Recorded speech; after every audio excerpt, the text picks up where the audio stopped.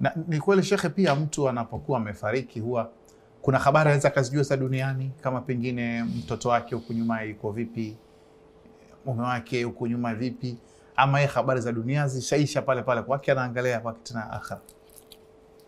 Alhamdulillah, nimekuja hadithi ya Fatma ni kama mtu amekufa karibu na watu mtangulia, kama mtu kutoka wilaya nimekuja Dar es Salaam, wewe unamfuata mstangu wa Amerika, umeona anafanya nini?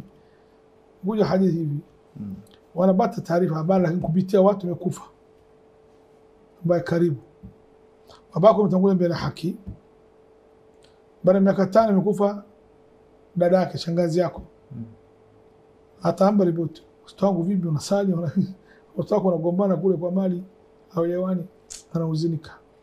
Sibina sahamu kila bwana anasema wazazi wamekulea wewe, mengaika maskini Mungu, na sisi ushaondoka wako akhira, tumtesa wazazi wetu hapa kulea sisi, sio tumkera hapa maana kwa kulea sisi kuhangaika. Sasa tena tumkera yuko na kaburi ya kindezi. Lakini kila kijana kila binti kila Muislamu anasikia sauti yangu, wazazi wako watangulia mbele haki, muombe dua Mungu amsamehe.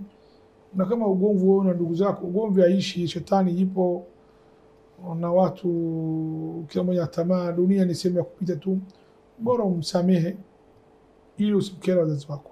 Isipokuwa kama ndugu yako umegombana naye mambo ya kidini, hasali, anakunywa pombe, kakufuru, anafanya shirki, mambo nasaha, hakusikii, huyo anasema ugomvi wewe na yeye sio kidunia kwa ajili ya Allah.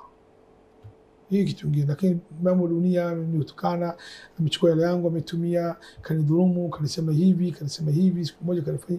Hii wote mambo ya dunia tu, chafu wa dunia, msamehe ile Mungu akusamehe, na Allah Subhanahu wa Ta'ala amjalie wazazi wako hawalale kaburini kwa salama salimini.